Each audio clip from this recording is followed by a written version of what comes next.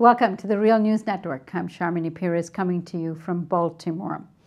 The official climate summit of world leaders are together in New York next week, focusing our attention on the grave climate crisis of our times.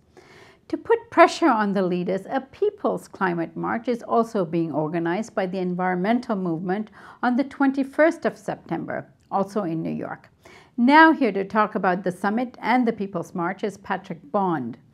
Patrick Bond is the director of the Center for Civil Society and professor at the University of KwaZulu-Natal in South Africa, and he's the author of Politics of Climate Justice, Paralysis Above, Movement Below.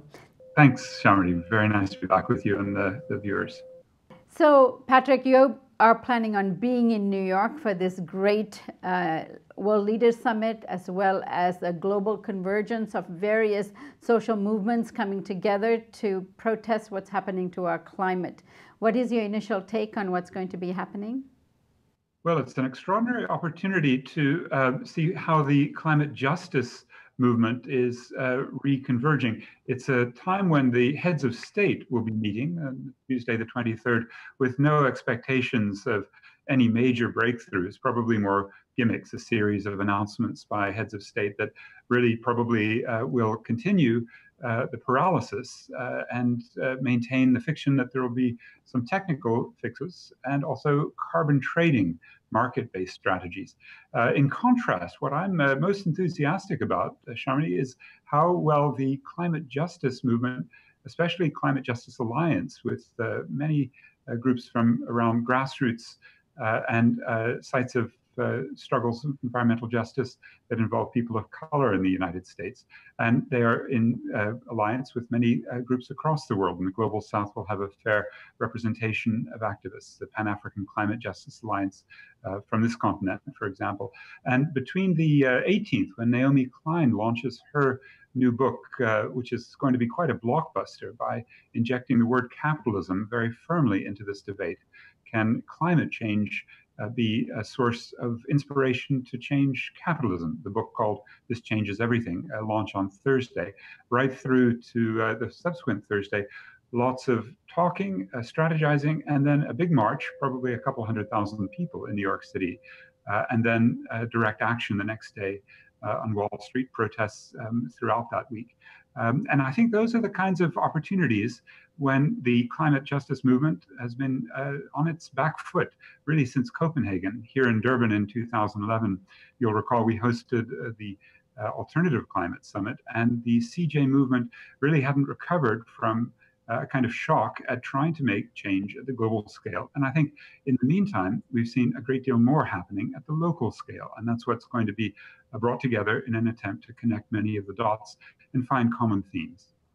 In terms of the broad climate march that's going to be happening in New York, a number of corporations have actually signed on to the march and will be marching with everyone else, a group called Climate Group, which is a constellation of corporations, some of them actually contributing to fossil fuel emissions and pollution of our oceans. What do you think of that, and what is the role they're playing in the broader gathering?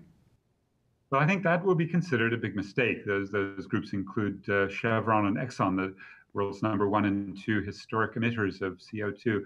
And it reflects a sort of big tent approach that some of the organizers have thought advisable. Now, I can't second guess them because it's their terrain, being in New York. But for example, to see pictures of subway signs advertising that hipsters and bankers are in the same boat, the boat crossed out with March amidst a sort of background of a sea, suggesting that the bankers really have some role in solving this problem. Well, they've been trying since 1997, the Kyoto Protocol. It's really been a banker strategy of allowing the big corporations to continue emitting, especially in Europe, the pilot for carbon trading, and then letting the bankers try and sort out how a system can be devised that would most efficiently allocate the right to pollute by basically privatizing the air and putting it up into the financial markets. Well, needless to say, like so many of the financial market gimmicks we've seen in the past 15, 20 years, this one also a dramatic failure with the European pilot crashing. What I'm worried about is that the strength of neoliberalism, that free market ideology, the power of bankers and their mentality, not just allow them into the march, but probably on Tuesday we'll be hearing, for example, that not only California, but China, maybe some of the other BRICS countries, South Africa, starting carbon trading on their own, and eventually trying to link up a carbon trading network way too late, when it's absolutely clear that we need explicit caps and bans. And indeed, we had word this last week that the Montreal Protocol, that was the agreement in the United Nations in 1987 that banned chlorofluorocarbons and stopped the ozone hole from growing, has been a success.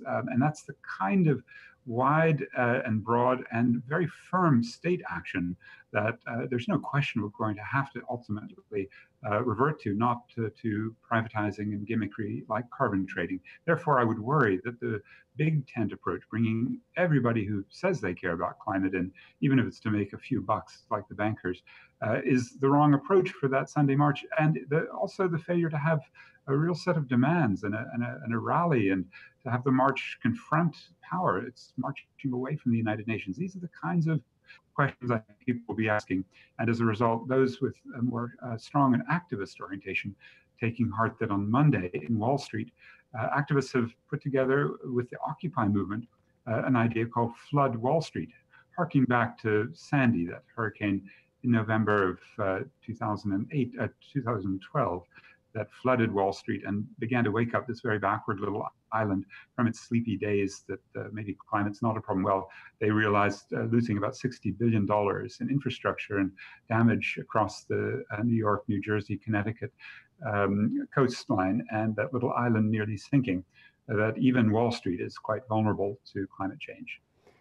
Patrick, one of the criticisms of the IPCC and all the efforts at the UN is that they actually, in the last 25 years, has not been able to come up with a treaty or any agreement, for that matter, on climate change. Why is this summit happening, and is there any hope that anything more concrete will come out of such a summit focused on climate change? Yes, the IPCC, the Intergovernmental Panel on Climate Change, regularly issues reports every 5 years, major reports, and they have been behind the curve and very conservative. The situation's worsening faster than the IPCC's always anticipated. They did win the Nobel Prize, and these reports do raise consciousness, and they've compelled Ban Ki-moon, the UN General Secretary, to at least call a day ahead of his usual Heads of State Summit a special one-day discussion. Now, the question is, can the balance of forces shift dramatically before next Tuesday, and then before the next COPs? The next one is the Conference of the Parties 20 in Lima, Peru in November. And then the following year in Paris is meant to be the very big COP 2015, where perhaps several 100,000 people will be out protesting. And now those are the chances to really do something at the global scale. But as you said, we haven't had any global treaty, no progress toward it worth describing. The Copenhagen Accord, the last really big chance, and that ended up being very destructive because Barack Obama got together with the South African, Brazilian, Indian, and Chinese leaders to cut a side deal, the Copenhagen Accord, which was entirely voluntary and very weak pledges. 4 degrees is pretty much guaranteed with that Copenhagen Accord. And as a result, you can really feel that this balance of forces in which these corporations have much, much more power than, say, back in 1987, when the Montreal Protocol banned the CFCs. And these corporations in the fossil fuel sector, as well as their facilitators, the bankers, the financiers of fossil fuels, as well as the transporters. And I feel that in this current period, the divestment movement to target the fossil fuel companies, as well now, for example, with Keystone Pipeline, as the companies running the oil on trains and in the pipelines, these are the kinds of new innovations that here in South Durban, where we have a huge petrochemical complex, the biggest in Africa, and a proposed $25 billion expansion of our shipping industry right here in this port, the largest in Africa. And those are the contestations that we're going to see, and we already have in the last few months, quite angry communities up in arms with environmentalists saying, really, we've got to factor in climate and not go ahead with this port petrochemical expansion. And, Sharmini, all over the world, it's that micro scale of protests right at the fence line and the coal face, if you will, of so many of these fossil fuel projects that I feel we can increasingly rely on, since the global is not really going to be changed dramatically enough in the next period to invest any hope in a global deal. We really have to be much more local, but also more militant and much more connected to each other. That's the challenge ahead for climate justice activists. And finally, Patrick, the absence of both China and India at this summit has been talked about quite a bit. But what are the reasons for them not attending the conference?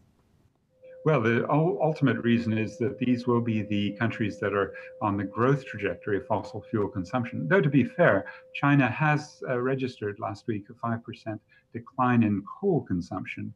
And for South Africa, which exports coal, that's something that we hope will worry the big coal companies. However, China and India are, as the workshops of the world, more or less now, exporting and therefore in a sense, the victims of the outsourcing. And because the outsourcing of carbon still hasn't been properly factored into global discussions. In other words, you and the United States are consuming so many products that used to be made in the US, but now are made in China. And hence the carbon emissions associated with those products really should be on the United States account. And for a climate debt, the so-called loss and damage to be paid, that's going to be an important factor. I feel the Chinese, the Indians, especially with that new, very right-wing government in Delhi, and also the Russians who dropped out of the Kyoto Protocol, even the Brazilians, allegedly the more green force within the BRICS, and of course the South Africans, ahead with big coal-fired power plants, fracking, and a variety of other big fossil-centric projects. Really, it suggests that these BRICS, the Brazil, Russia, India, China, South Africa emerging market network, actually amplify these problems at the global scale. They're not really an alternative or a solution to the world's problems. I fear they actually will make these worse. Patrick, thank you so much for joining us. Thank you very much, Sharmini. Good to be with you. And thank you for joining us on the Real News Network.